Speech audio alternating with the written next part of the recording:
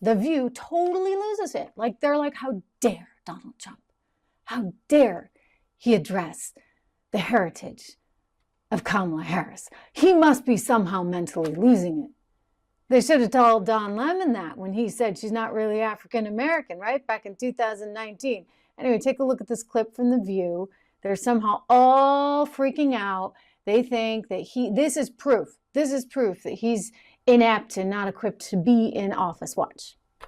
I think to question someone's racial identity, especially him, the bar has fallen so low. Yeah, that's so the thing. low. It's just despicable. And if you didn't know who he was, he's saying it very loudly. I do want to give kudos to ABC's Rachel Scott, who's just amazing, and Katia Goba did an excellent job holding his feet to the fire. And there is something about when women challenge him that he unravels. And what I was struck by wasn't just the blatant racism, the lack of understanding of what it means to be biracial.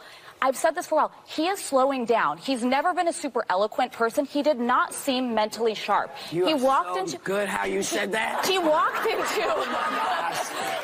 into a room of black journalists, and it seemed like he was kind of blurting out loud what he says privately with his advisors. Like he didn't even try to hide or mask the racism. And that to me is a sign of decline. It's a sign of, he was asked, should he take a mental acuity test? I think he should. He does not seem right. He kind of came off like your crazy great uncle that you hope doesn't show up to the family event. Yeah, well, that's right. I think that President. Okay, so like, by the way, none of this is really new. One of the things that actually people have liked about Donald Trump is that he says things exactly how he sees them. Like, what you see is what you get. He blurts everything out. It's all out there in the open. You know exactly how he's thinking, what he's thinking.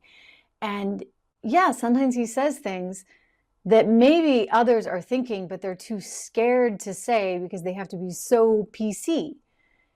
And this is not new, okay, ladies on The View? Like, this has always been the case. And it's actually what a lot of people who support him really love about the guy.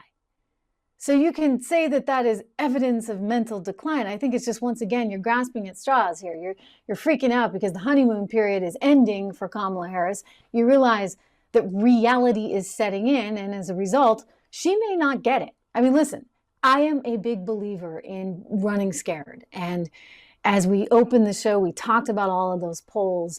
And while they show maybe Kamala's getting a teeny bit of a lift in some places, I do think that ultimately the fact that they're still so close is proof that no one really likes her.